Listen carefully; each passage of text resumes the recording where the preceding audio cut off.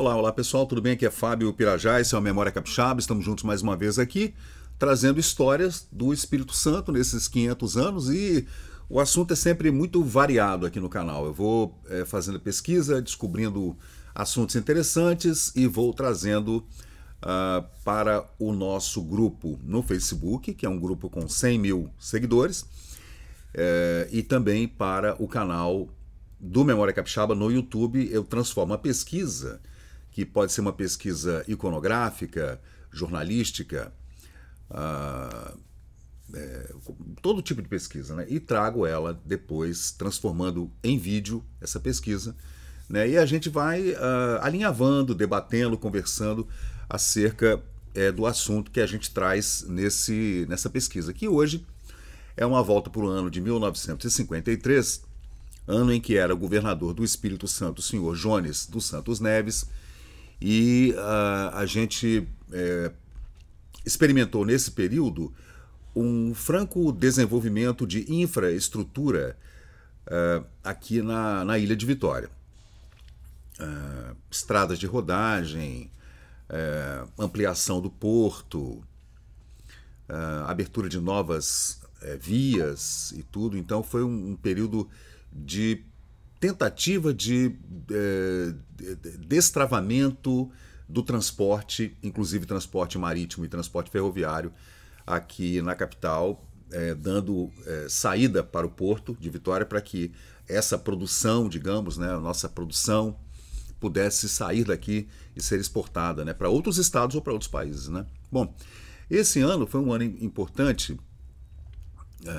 A gente diria que foram aqueles anos dourados, né, dos anos 50, né, que o mundo todo já tinha arrefecida já estava arrefecida aquelas lembranças da Segunda Guerra Mundial. Já haviam passado, né, quase 10 anos do final da guerra, e o mundo estava retomando, né? Foi nessa década de 50 que nasceram os boomers, né, os baby boomers, que são os bebês do pós-guerra. Então a gente tem que analisar o período histórico, né, estratégico, politicamente, a geopolítica, onde o Espírito Santo se coloca dentro dessa economia mundial globalizada que a gente sempre viveu, né, gente? Então, o texto é um texto do jornal Diário Carioca, de 8 de fevereiro de 1953, acerca das obras do Porto de Vitória, tanto do lado da ilha quanto do lado de Vila Velha, que são portos diferentes, né, gente? São dois portos, né? O Porto de Vitória e o Porto de Capuaba, que fica aqui na minha frente, né? Eu estou aqui no Porto de Vitória agora, exatamente aqui no edifício Ames, que fica exatamente em cima aqui do Porto de Vitória. E do outro lado, aqui na minha frente, nós temos o antigo cais de minério, chamado Cais Eumenes Guimarães, que vocês estão vendo aqui nessa fotografia, o senhor Eumenes Guimarães, que era o diretor do porto na época, abraçado aí ao governador Jones dos Santos Neves, com fotografia de Alfredo Mazei. Perdão, esse é o Joubert de Barros, desculpem. Não é o Eumenes Guimarães, esse é o Joubert de Barros, que era o diretor de operações do porto na época. E o cais chamava-se Eumenes Guimarães, que já havia sido também diretor do porto. E a gente vai analisar, né, tanto a política da época. Também vamos analisar a economia do Espírito Santo a partir desse texto, né? E também entender quais eram os planos, né? Qual era o planejamento estratégico dessa reformulação do porto, com abertura de novos cais, também de oficinas e estaleiros, né? E o desenvolvimento no Espírito Santo. E o que deu no final das contas, né? Deu em inflação, o capixaba sofreu com todo esse gasto. Houve iniciativa privada junto dessa iniciativa governamental na época. Foi uma empreitada da iniciativa privada com a iniciativa do poder público nessa ampliação do porto. Como é que se deu isso aí? Bom, então a matéria é do Diário Carioca, de fevereiro de 53, e os subtítulos são: Ritmo febril nas atividades da administração do porto. 1,5 tonelada de minério de ferro rumam para o Espírito Santo dos parques industriais do mundo. Claro que o minério puro vinha de Itabira, né, das minas de Minas Gerais, e escoava aqui no porto, né? Nós tínhamos aqui em frente, onde eu estou agora, no Porto de Capoaba, um virador de vagões, né? Os vagões eram virados, né, de cabeça para baixo e todo esse minério escoava para os porões dos navios via gravidade. Os estivadores não temem o trabalho. Solução do problema da construção naval. Surpreendentes resultados do governo Santos Neves. Bom, é matéria paga, né, gente? A gente vê aqui no jornal Diário Carioca, essas matérias eram matérias pagas, né? Era uma matéria de propaganda, o que eu acho muito comum, não vejo nada demais, né? Mas quando você vê os jornais capixabas falando de corrupção nessas obras do Porto, você vê os jornais do Rio de Janeiro falando de forma muito ufana acerca dessas obras, né? É claro que existe, a gente tem que tomar cuidado quando a gente vê esses pontos e contrapontos, né, políticos, porque a gente sabe como é que funciona a política, especialmente nesse período. A capital federal, lembrando, era o Rio de Janeiro. Em 53, Getúlio ainda era o presidente eleito. Ele cometeu suicídio um ano depois. Então, a política ainda estava, eu poderia dizer, de forma um pouco equilibrada ainda. Foi em 1954, com a morte do Getúlio e as eleições presidenciais, é que se deu todo aquele imbróglio que a gente já tratou aqui no canal. É vencida mais uma etapa no reaparelhamento do Porto de Vitória. A inauguração da Casa de Força vai assegurar a eficiência dos trabalhos portuários. Do correspondente em Vitória, do jornal Diário Carioca. O governador Jones dos Santos Neves, no dia 31 de janeiro último de 1953, terceiro aniversário do seu governo, declarou inauguradas as instalações da oficina mecânica na administração do Porto de Vitória, que compreendem uma casa de força, que a gente vê aqui na foto, quer ver? Aqui a casa de força, né? Em Bento Ferreira ficava, tá, gente? No estaleiro de Bento Ferreira, né? Também peça principal do grande galpão da oficina mecânica, de 2 galpões para oficinas de ferraria, sanitários para uso do pessoal, né, os operários, também caixa d'água para abastecimento da oficina ou das oficinas. Em suma, uma unidade completa, resultado da inversão de 12 milhões de cruzeiros, que eu não entendi. Inversão, por que inversão? Não entendi. Mas de qualquer jeito foram gastos 12 milhões de cruzeiros na época, né, gente? Em 1953, para a instalação dessas oficinas de Bento Ferreira. Completa-se assim, no setor portuário, mais uma etapa do Plano de Valorização Econômica do Estado, elaborado pelo governador Jones dos Santos Neves. Então, esse plano, um plano macro para o Espírito Santo, se chamava Plano de Valorização Econômica do Espírito Santo. Deixa eu colocar as fotos aqui. Eu tenho fotos incríveis aqui do estaleiro de Bento Ferreira, gente. Que são fotos da coleção do Eumenes Guimarães, né?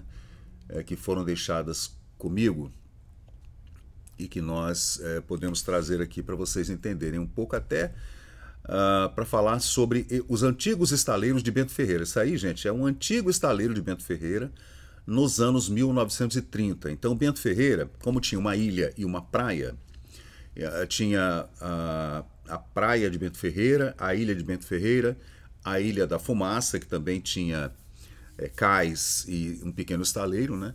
Então, esses estaleiros que construíam barcos de pesca, especificamente as sumacas, né, já era uma coisa que já era corriqueira na ilha de Bento Ferreira já há bastante tempo, há muitos anos, né? E essa outra foto é a foto, então, que eu falei para vocês, né, desse cais, né, na ilha de Bento Ferreira, que vocês estão vendo ali, gente. À frente, ali naquela ilha que vocês estão vendo na frente dessa foto, é a Maria Catoré. É onde hoje está o Álvares Cabral, o Clube Álvares Cabral, pessoal. Então, tudo isso daí já foi terraplanado, né? Essa ilha não existe, essa pedra que vocês estão vendo aqui, que é a ilha de Bento Ferreira, não existe mais, né? E nesse período você vê aí, inclusive, um barco a vapor, tá vendo? que deu entrada no estaleiro para manutenção ou para desmanche, né?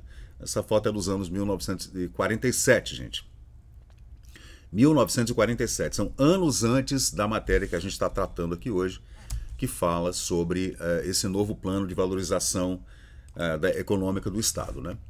Preparado para estender sua influência. O Porto de Vitória, situado estrategicamente no começo do norte e no fim do sul, está fadado a ser, em futuro próximo, o maior centro de escoamento de importação e exportação, não só do estado, como também do sul da Bahia e da zona mineira do Vale do Rio Doce, né?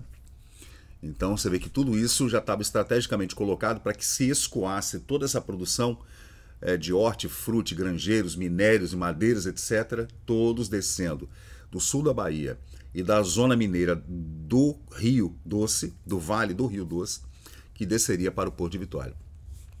Para fazer face a esta responsabilidade, o plano, então, foi criado pelo Jones, né, o Plano de Valorização Econômica, e também com a iniciativa privada, como eu falei no começo do vídeo, sem iniciativa privada você não consegue fazer.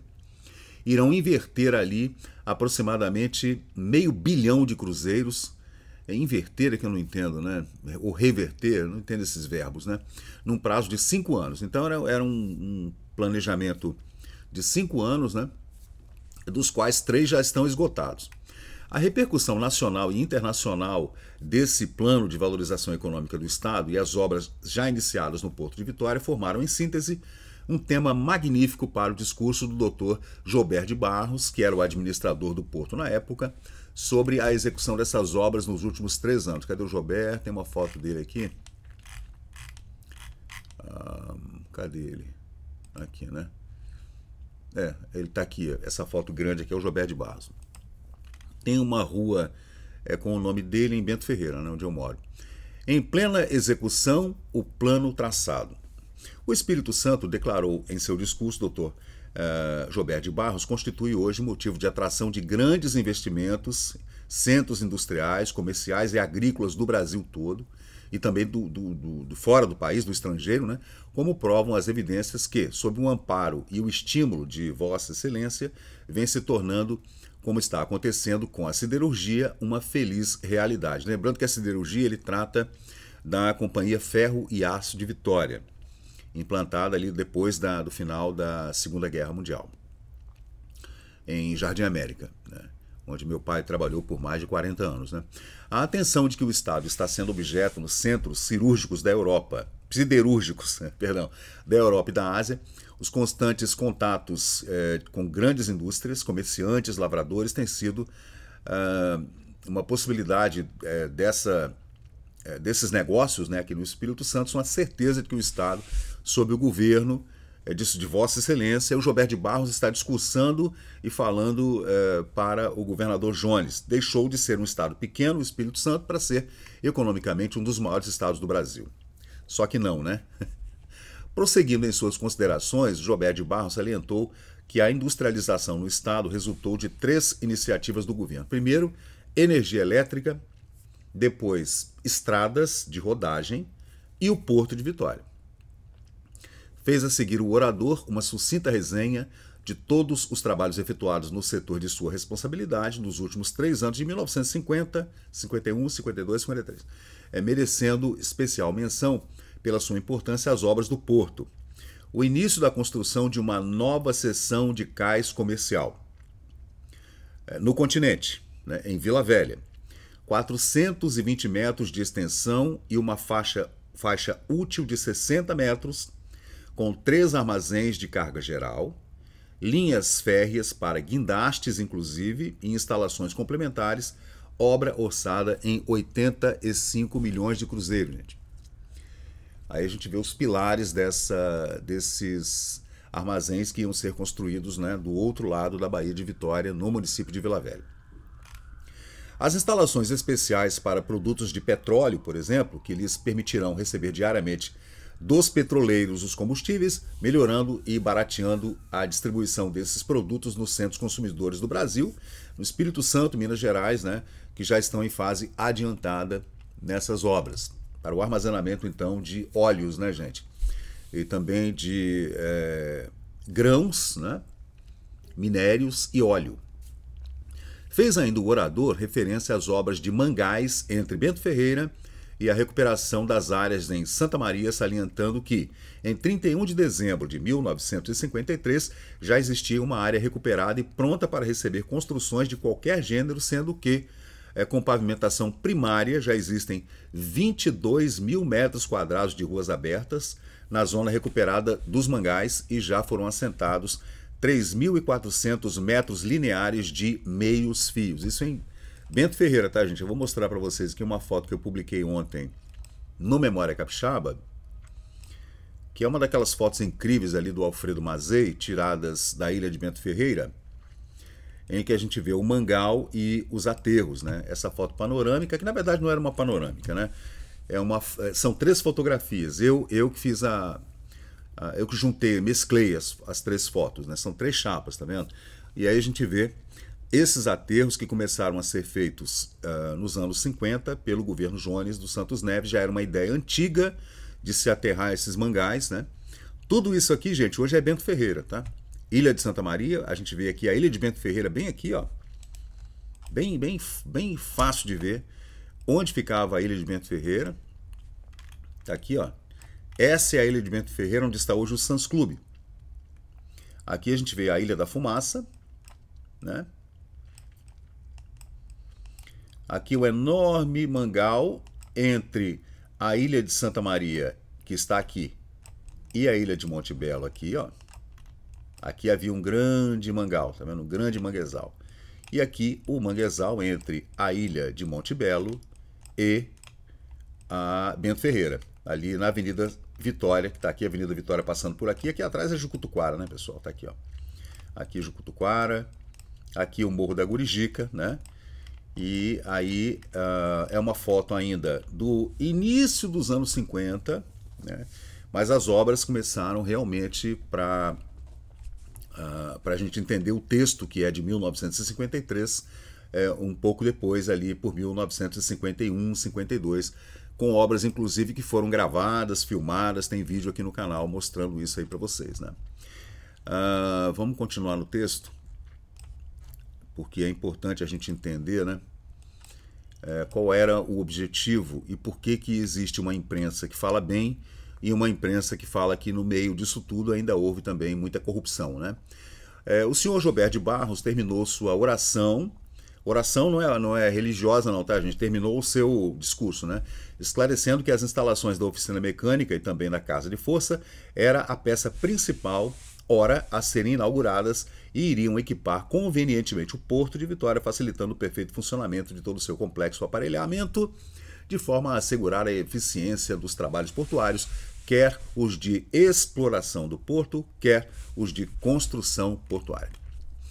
Na administração do Porto de Vitória, um grande contingente das realizações do governo do Espírito Santo. Eita, a reportagem é de Juvenal Pereira Barbosa para o Diário Carioca de 1953. Deixa eu ver onde é que nós estamos aqui.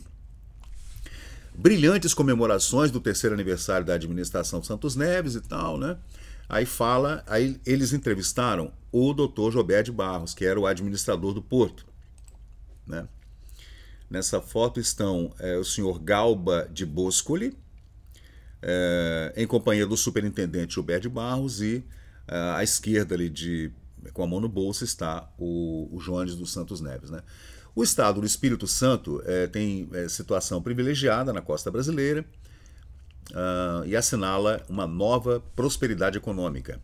Esse dinâmico dirigente, cercado de valorosos auxiliares, está executando um vasto plano de valorização econômica em prol do maior desenvolvimento do Estado. Vamos vendo. Faz parte deste grandioso empreendimento a construção e ampliação do Porto de Vitória, né? Também a movimentação de produtos com a Companhia Ferro e Aço de Vitória, como eu falei com vocês, a COFAV, né?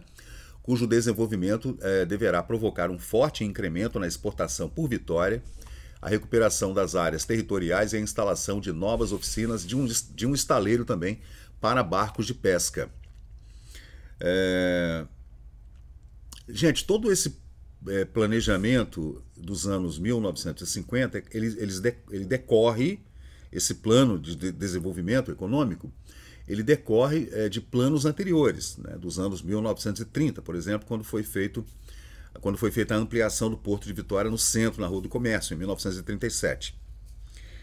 E é claro que depois de todo esse planejamento e todas essas obras, entre o Porto de Vitória, o Porto de Capoaba e Bento Ferreira, nós tivemos também um prenúncio do que aconteceria nos anos subsequentes, especialmente nos anos 70, quando foram ampliados novamente os portos de Vitória e de Capoaba, e também a criação dos portos de Praia Mole e Tubarão, que aconteceram depois, no final dos anos 60, início dos anos 70, durante aquele período do governo militar.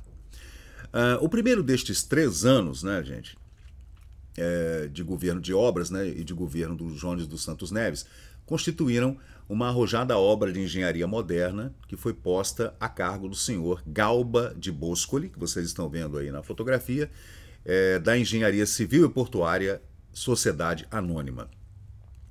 O moderníssimo cais se estenderá por 120 metros de extensão, 60 metros de faixa útil, tendo sido nele adotado o processo de fundação de tubulões de concreto armado, cravados sob ar comprimido a mais de 15 metros abaixo do nível do mar. São esses tubulões aqui da foto, gente, ó, que eu mostro para vocês aí para ampliação do porto dentro do mar.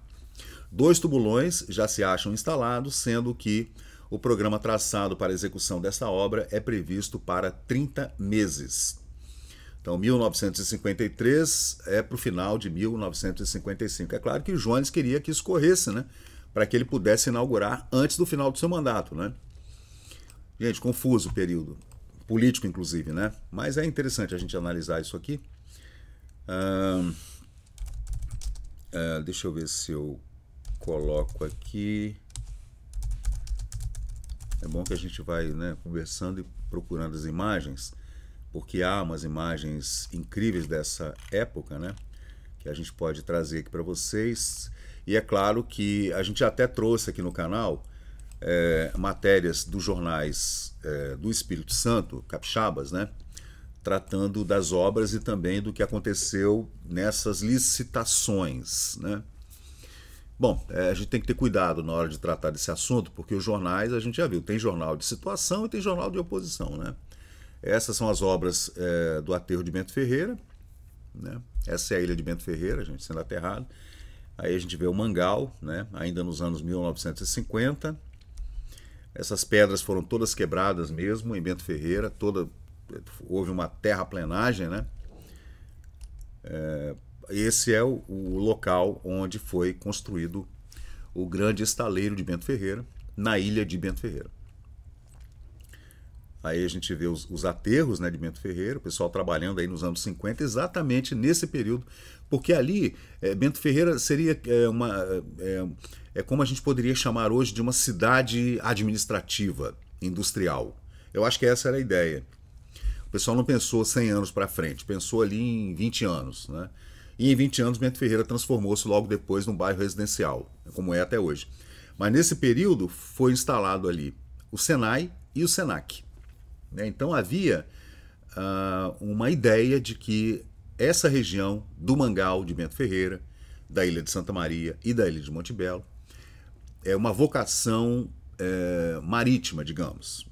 Então a ideia era que se colocasse ali as oficinas do porto, que fosse tudo ali direcionado para o porto. Mas o porto é em Vitória e em Vila Velha. Não se imaginou em aumentar os calados, que navios maiores iriam chegar, né?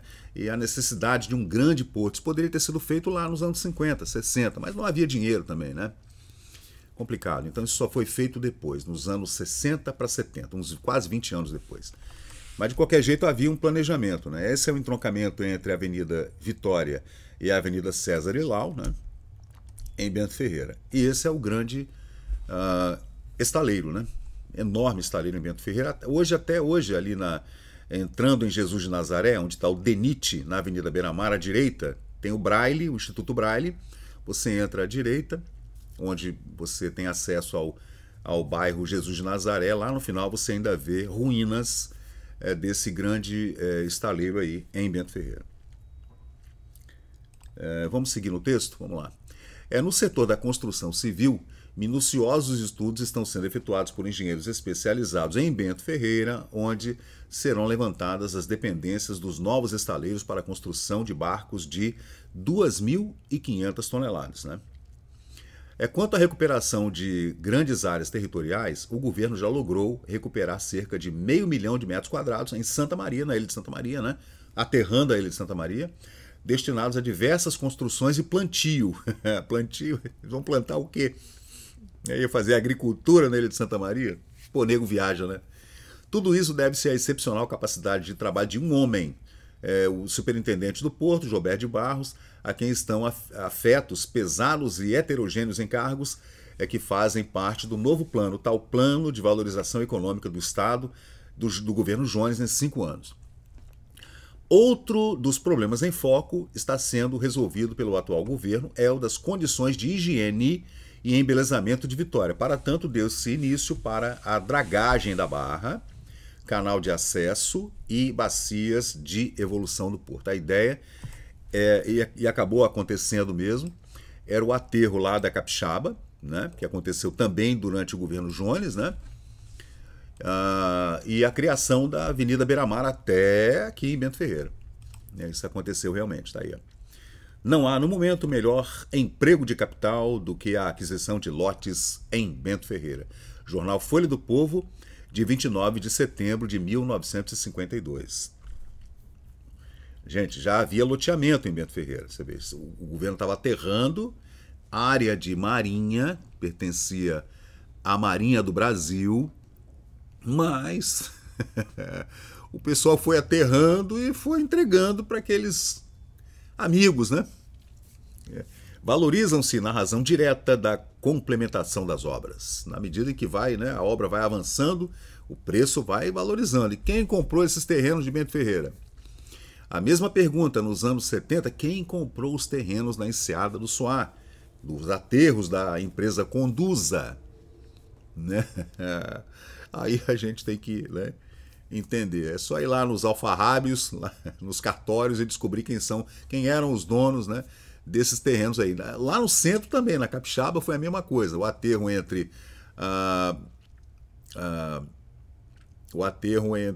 o Porto de Vitória e o Clube Saldanha da Gama, né, o pessoal também recebeu, né, benesses ali, né? Não sei se houve uma venda. Como é que foi isso aí?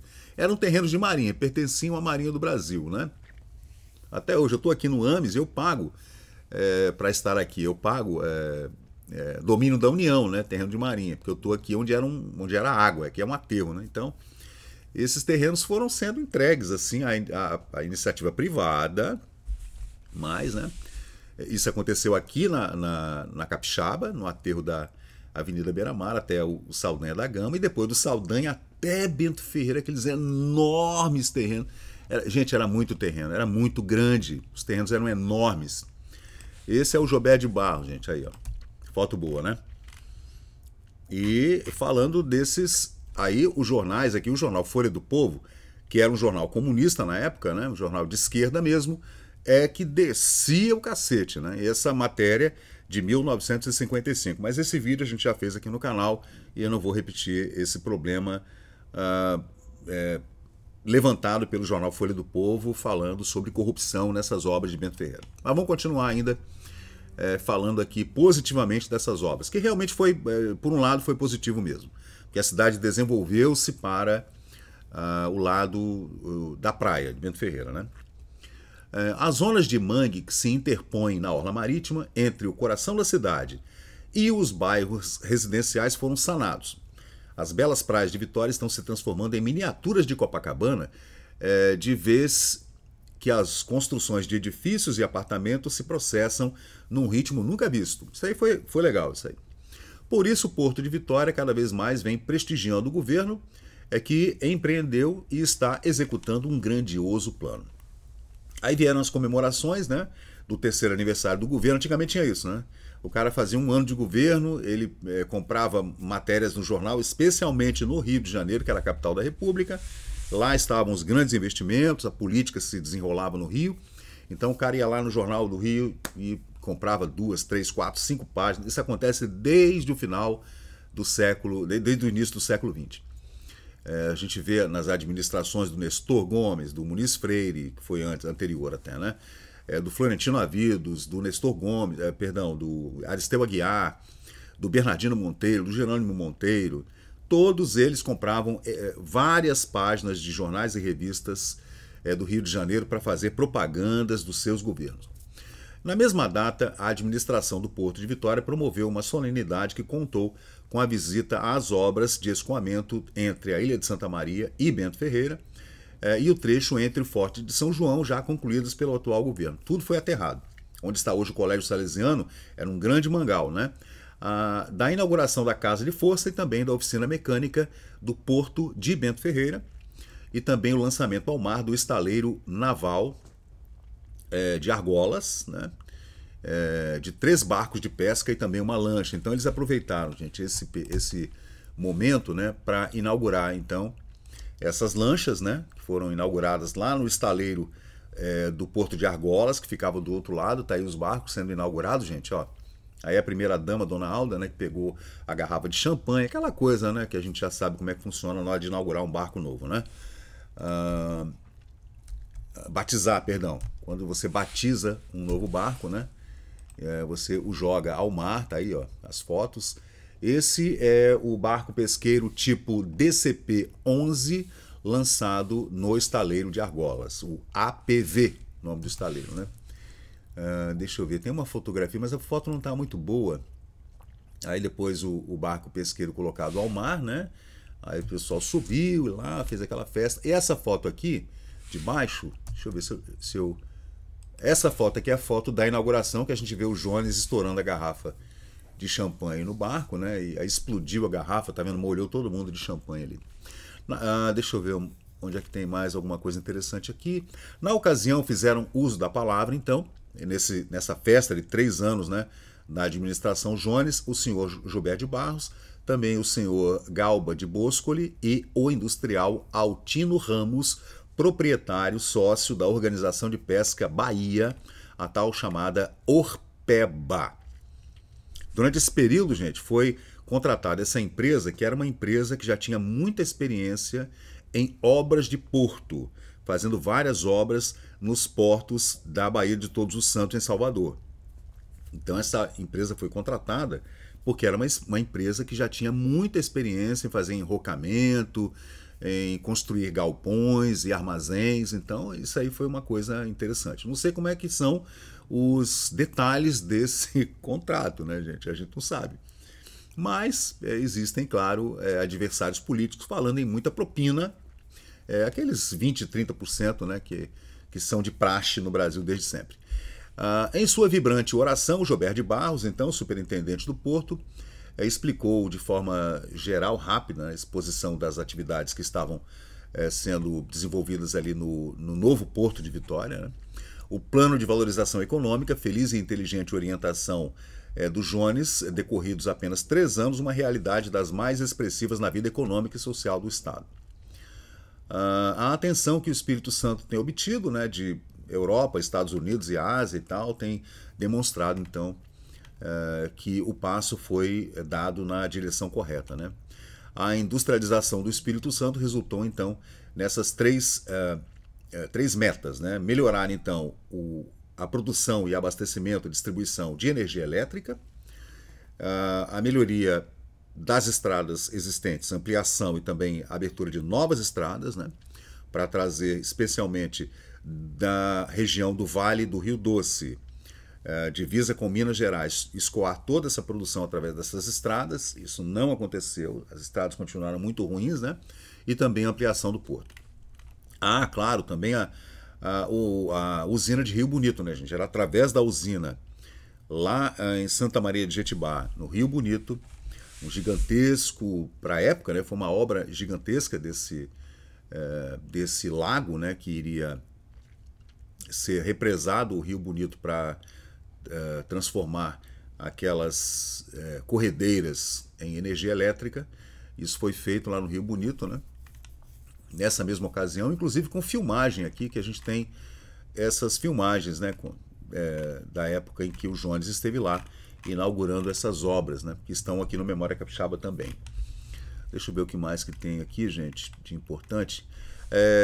Contemplado foi o Porto de Vitória com o plano de valorização econômica que atribuiu elevadas verbas para serviços da mais alta importância, fazendo uma ligação ligeira de prestação de contas, assim, o discurso do Gilberto de Barros, né? E depois ele entregou a palavra para o Jones dos Santos Neves, que também falou sobre essas obras e fazendo uma comemoração ali dos seus 3 anos de governo, né? Contratou-se então as companhias Esso, Standard e também a Shell para a construção de instalações especiais para os produtos de óleo, petróleo, que lhes permitirão receber diariamente petroleiros, né, os produtos do seu comércio, melhorando e barateando a distribuição desses óleos, né, para Minas e também para todo o Espírito Santo. As obras com essas instalações, ambas já iniciadas, sendo as da Esso Standard, em adiantada fase de execução, estão orçadas em 29 milhões de cruzeiros. Então você vê, gente, que lá no Morro da Esso, que a gente chama assim, né, vulgarmente de Morro da Esso, é onde se deu primeiramente a construção dessas obras, né? E... Eita, cadê? Deixa eu procurar aqui junto com vocês.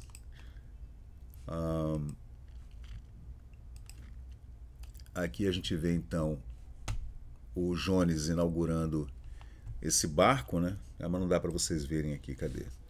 Aí a inauguração da Casa de Força, a inauguração dos barcos, né? Tudo isso então se deu, gente, em 1953, no 3º ano de governo do Jones dos Santos Neves, com essas obras, enormes obras, né? Magníficas obras, entre o Porto de Vitória, o aterro da Capixaba, né, da Avenida Beira-Mar, a construção da Avenida Beira-Mar e da Curva do Saldanha, entrando lá pelos mangás da Ilha de Santa Maria, Ilha de Montebello, Ilha de Bento Ferreira e Bento Ferreira.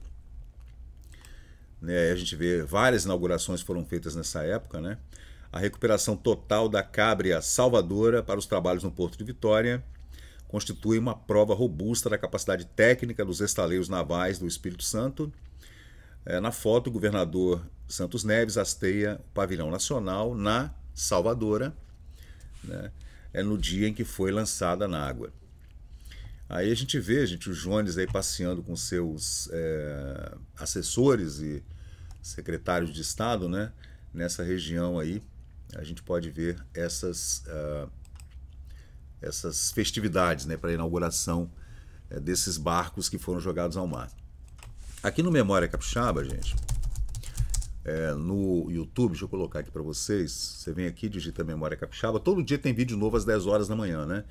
E aqui a gente vê esses filmes, gente, que eu já havia feito essa coleta desse material, de filmes que apareceram aqui nos anos 2000, mais ou menos, e eu tratei de digitalizar esses vídeos, né? E hoje eles estão correndo aí pela internet, né? Mas tem vídeo muito curtinho, tem vídeo maior desses aterros de Bento Ferreira, né? Aqui tem uma playlist no canal, o canal está monetizado, gente, então entra propaganda, né?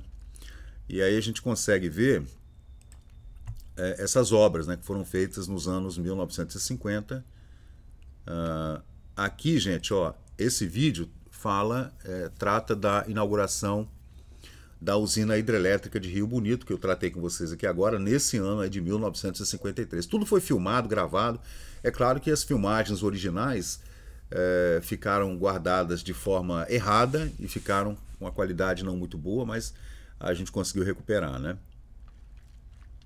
Aí tem também, deixa eu ver se eu vejo os aterros aqui de Bento Ferreira, dos quais a gente está tratando agora, né? Aqui é o aterro da Esplanada da Capixaba. Tá muito ruim, né, o vídeo, né, gente? Eu andei tratando esses vídeos, mas eles estavam muito ruins. Esse aqui já tá melhor. Tá vendo? Esse é o vídeo lá do aterro da Capixaba, em 1952. Lá no fundo a gente vê o Hotel Canaã, né? Olha lá, 1951, 1952. 16 de novembro de 1952.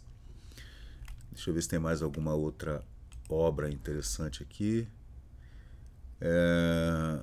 Aí a gente vê, né, as dragas tirando a areia do fundo da baía e trazendo para dentro da esplanada da Capixaba para o aterro, né? E aqui é Bento Ferreira, né, gente, que eu tratei com vocês agora nesse vídeo. Cadê? Vai entrar propaganda? Acho que vai. Não, não vai. Aí, ó, a construção do estaleiro tá aí, gente, ó. Esse é o estaleiro de Bento Ferreira, essa filmagem é inédita, né? E aí o aterro de Bento Ferreira. Lá no fundo a gente vê Jucutuquara, lá no fundo. Essa foto esse filme é sensacional. Tá vendo 8mm, aí lá no fundo, lá, Jucutuquara lá, Ilha de Santa Maria, eles estavam aterrando tudo, ó. Aí os aterros de Bento Ferreira, que foram feitas nessa época que eu tratei nesse vídeo aqui com vocês. A filmagem está muito ruim, né? Agora com a inteligência artificial, será bem possível daqui mais uns anos, talvez, uns 3 anos mais ou menos, que a gente consiga estabilizar essas imagens de forma definitiva, melhorar isso aí, tirar os defeitos, os riscos, né? Ó, Ilha de Santa Maria, tá vendo? Aí entrou uma propaganda. Mas tá tudo no Memória Capixaba, pessoal. Essa matéria que eu tratei com vocês aqui hoje, né? E também, é claro, esse assunto que é um assunto mais delicado, que são as denúncias do jornal Folha do Povo, né? Folha Capixaba, perdão, Folha Capixaba, em 1955, já no fim do mandato do Jones dos Santos Neves, falando de O Escândalo das Obras de Bento Ferreira. Folha Capixaba, 1955, que já fizemos um vídeo aqui no canal. E o que eu faço, gente? Para manter uma imparcialidade, não ficar mexendo em certas coisas, porque já viu como é que funciona, né? A gente tem que ter cuidado, fazendo pesquisa, jornalismo, né? Existe o ponto e o contraponto, a situação e a oposição, a direita e a esquerda. Nessa época não se tratava de direita e esquerda. Apesar de a gente estar ali no meio do macartismo, falando de Julius Rosenberg, e União Soviética, e Guerra Fria, e Churchill cunhando a expressão, cortina de ferro e etc. E os assuntos mais locais estavam um pouco distantes, né, dessa discussão mundial, eu diria. Mas o jornal Folha Capixaba, como era um jornal de esquerda, trazia sempre esses assuntos. E era um jornal de oposição, como Folha do Povo também. Então, esses jornais eram jornais antagônicos aos governos da situação e estavam sempre batendo, né? Mas é isso aí, é assim que se faz uma democracia. Hoje a gente vive muito menos democraticamente do que se vivia nos anos 50. Mesmo, né, naquela ditadura de Getúlio Vargas, né? E muito menos ainda nos anos 30 do que nos anos 30, que havia mais liberdade ainda, mesmo com todo aquele problema dos anos 1930 que a gente sabe, né?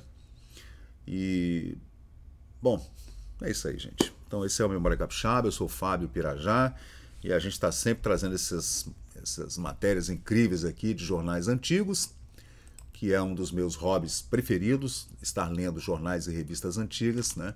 E fazendo essa coleção incrível de fotografias e filmes e documentos e etc. Se você quiser colaborar conosco, né, por favor, deixa um like, se inscreve no canal, aquele 3Cs, curte, compartilha e comenta, né? Se você não estiver gostando também, por favor, deixa um dislike e comenta lá. Pô, isso tá uma porcaria, tá uma merda, não sei o quê, vou dar uma sugestão, não tem problema, tá? A gente tá aqui para bater papo, para conversar. Eu vou ainda começar a abrir lives, pelo menos uma vez por semana, vou abrir umas lives para a gente conversar, trazer também aqui no estúdio colegas para a gente conversar, colegas confrades do Instituto Histórico e Geográfico do Espírito Santo, do qual eu faço parte, colegas do rádio, da televisão, dos jornais, do jornalismo, e, é claro, geógrafos, historiadores, pesquisadores como eu, né? Gente que está interessada em dar uma sacudida nessa história do Espírito Santo, o que está acontecendo hoje e para onde é que nós queremos ir. Valeu, gente. Muito obrigado. Até a próxima. E chegamos ao final de mais um vídeo aqui do Memória Capixaba. E se você curtiu o conteúdo, por favor, deixe seu like, compartilhe aqui o nosso canal e inscreva-se para mais novidades. Até a próxima e muito obrigado por participar aqui do Memória Capixaba.